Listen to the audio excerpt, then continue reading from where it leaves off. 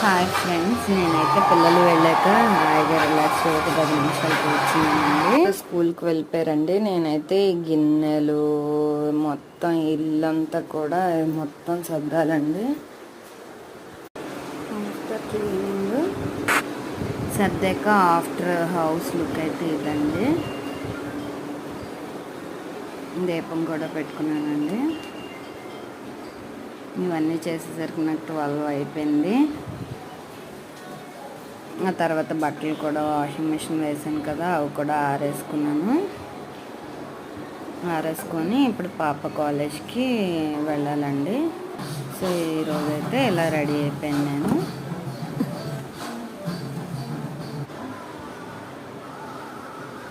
Please subscribe to my channel Devi Ramesh.